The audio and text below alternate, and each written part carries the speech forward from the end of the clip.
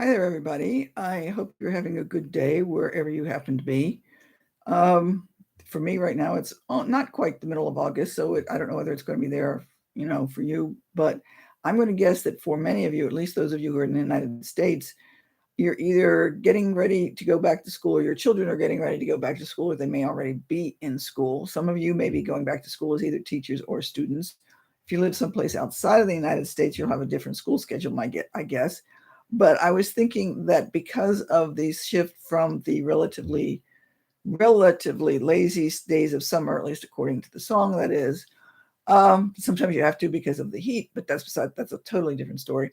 That people were being a little swamped with shifting into the new gear of the school year and getting that particular schedule down. And I happened to accidentally trip over, almost literally, the quote of "Do the next right thing."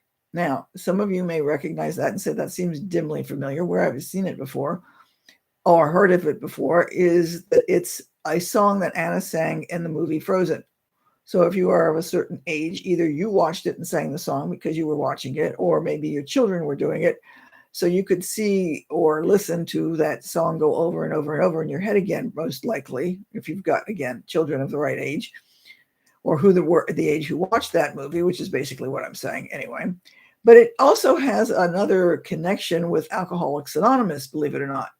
So that there are a lot of people in AA that would say something to that when there's some issues that were coming up, and people would just basically be told, well, not basically, but they got told to do the next right thing.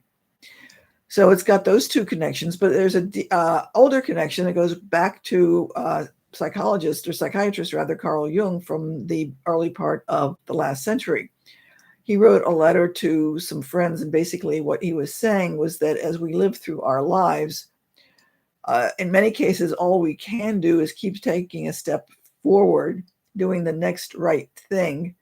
And that as over time, we would turn around and look back and see the path that we have trod and how we got to where we were at that particular moment in time.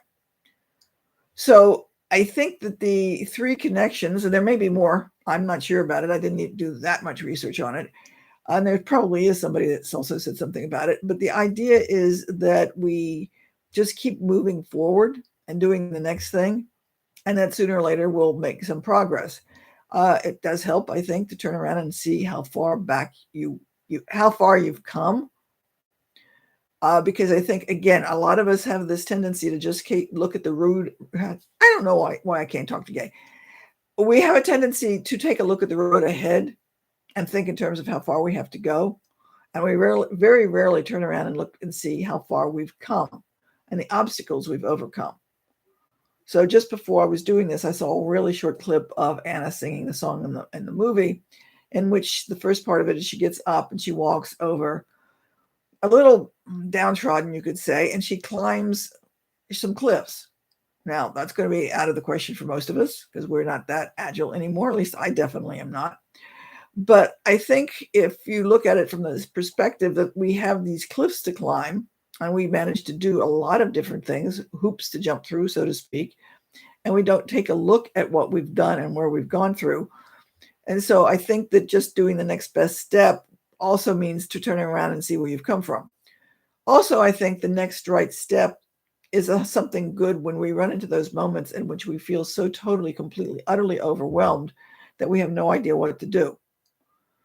And so I think to just remind you that just doing, if you will, the next right thing, that may be just taking the dog out for a walk.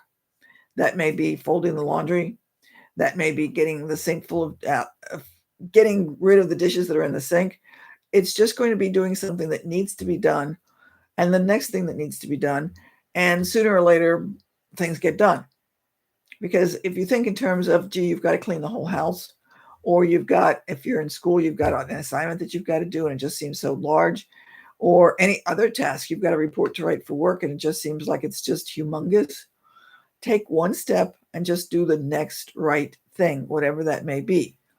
To a great degree, I don't know that it matters what that thing is, as long as you do something that goes in the direction of what that means. So, for example, if your house is a mess because you're going to have company, or maybe you had an overnight party with a bunch of kids and the house is a mess or something like that, just starting to pick things up is a good start. You're sitting there saying, where do I go? Or what do I do? Or you're looking at an assignment, where do I go? Start with something. And then, as I've said before, with clarity comes with execution. So that once you start doing something, you'll begin to say, oh, well, okay, let me use the example of a paper in this case, a report you have to write. So that you start doing something, then you realize, oh, no, I need something else, so I've got to go do that. And then you do that, and then you realize where you're going to have to go, and you get those things done because it sort of plays itself out with the clarity because you've started to do these things. So that once you start doing something, you'll develop that path, and sooner or later you're going to find that you've accomplished whatever it is that you set out to do. The worst thing in the world is to sit there and do nothing because you feel overwhelmed. Now, I would suspect that most of you are going to recognize this when you look back, but do you recognize it when you're in the middle of that overwhelm?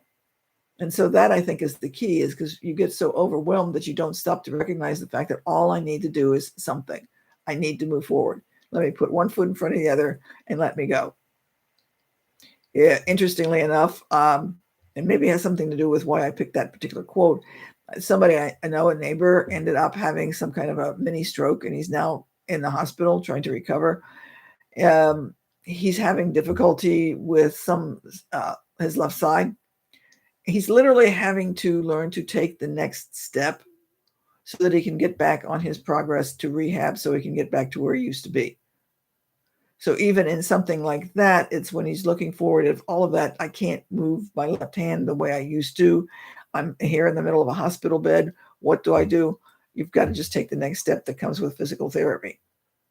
So whether it's physical therapy or whether it's just picking the socks up off the floor or folding the laundry or whatever, just do the next right thing.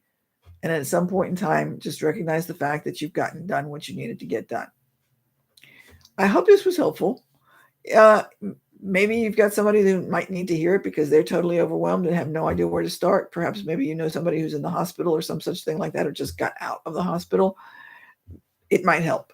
At least I hope that it would help. So if anybody's got any comments or would like to add something to this or give me some other examples, please feel free to comment and let me know what you think about it. And so until next week, we will see you, and I'll say bye.